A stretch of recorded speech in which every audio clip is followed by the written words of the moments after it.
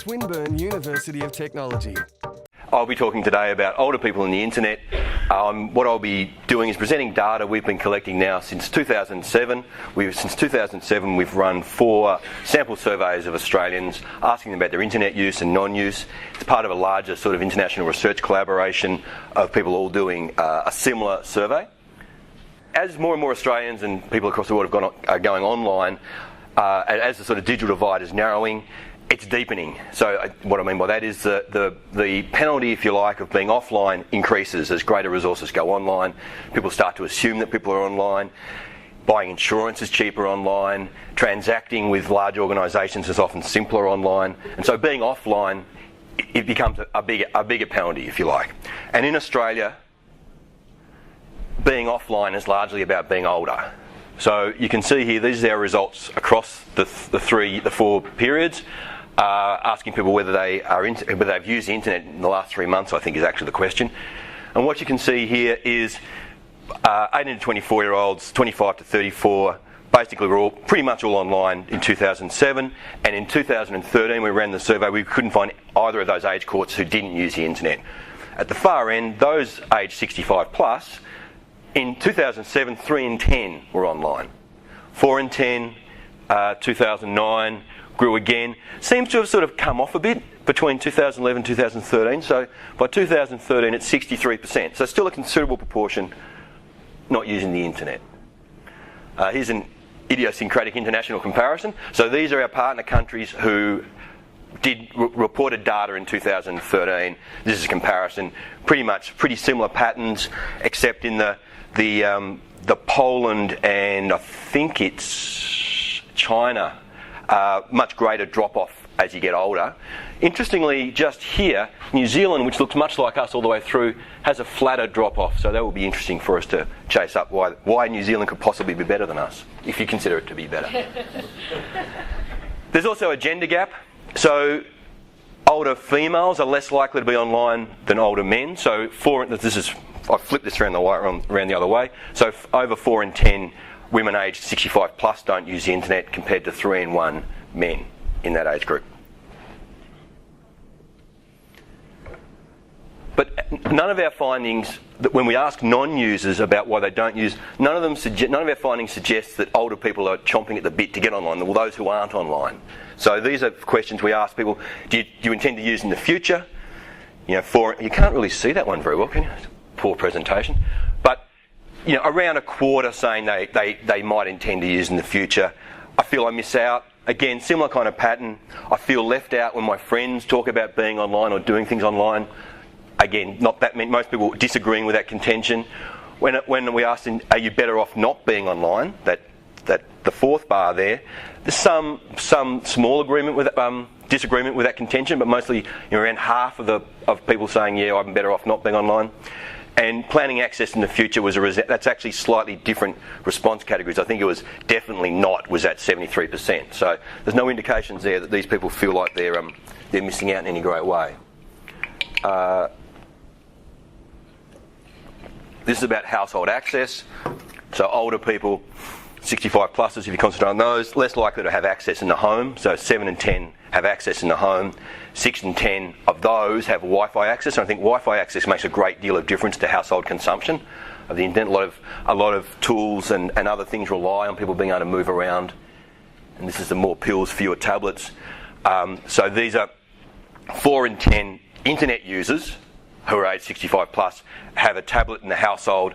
When you go up through the age groups, it increases dramatically.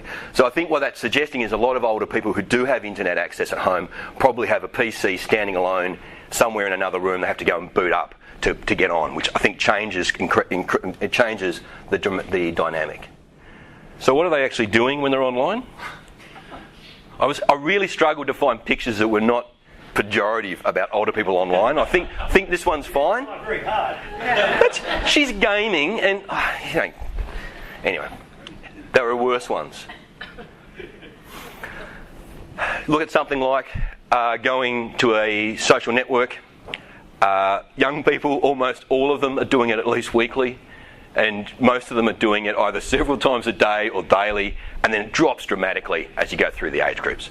So older people not using social networks that much.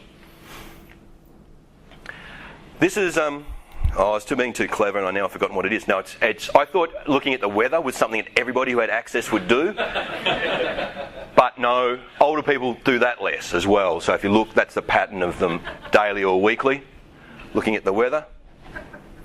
I look at it hourly as a bike rider in Melbourne. This is one activity where you do see not such a stark pattern. This is consulting Dr Google or looking for health information, less pejoratively. Young people are doing it far too much, I think. But older people, at least at the never do it, you see not such a dramatic drop-off as you see in most other activities.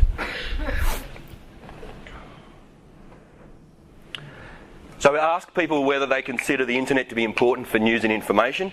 Now, with most adopters, this becomes a very early, a very important use. And you can see the 18 to 24-year-olds, 6 in 10 strongly agreeing, same as the next age cohort. Older people not as likely to agree with, not as strong sort of agreement with that contention.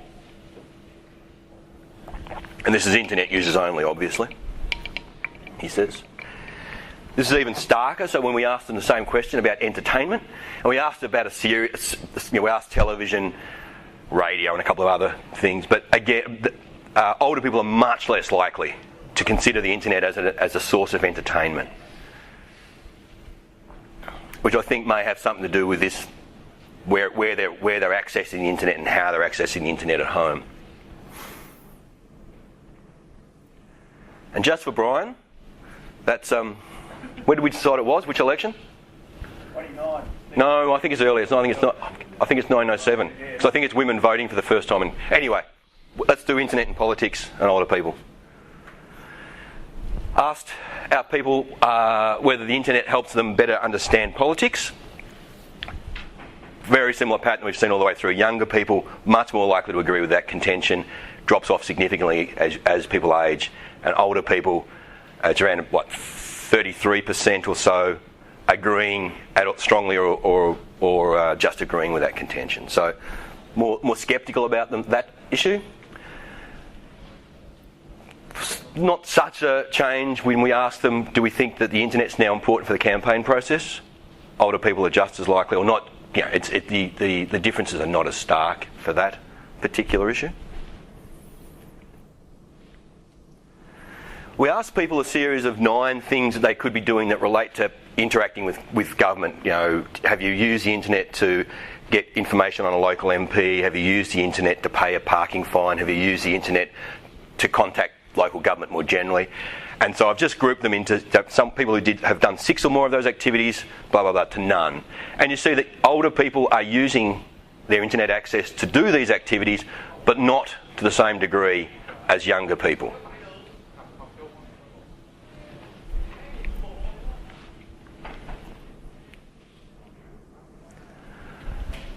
We asked a series of questions about freedom of speech online, and this one was people should be free to criticise the government.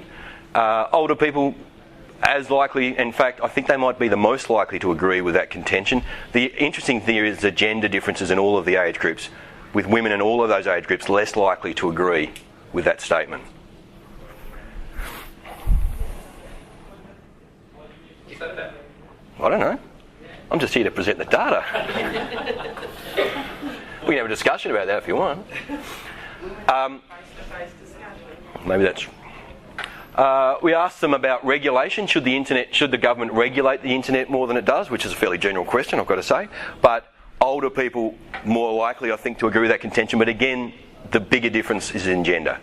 So women are much more likely to agree with that contention.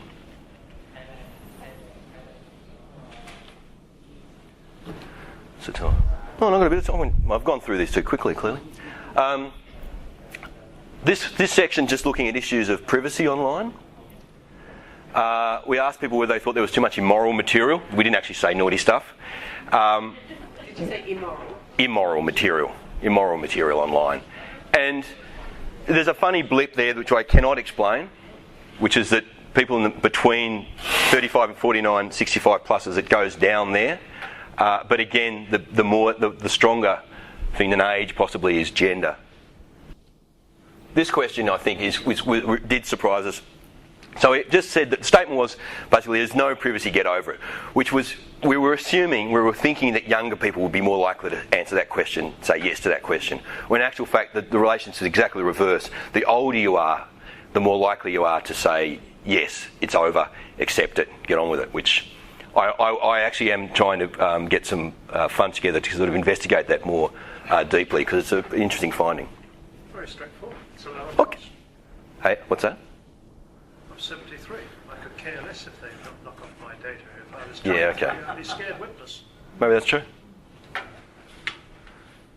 On that note, I shall leave it for Peter to come in.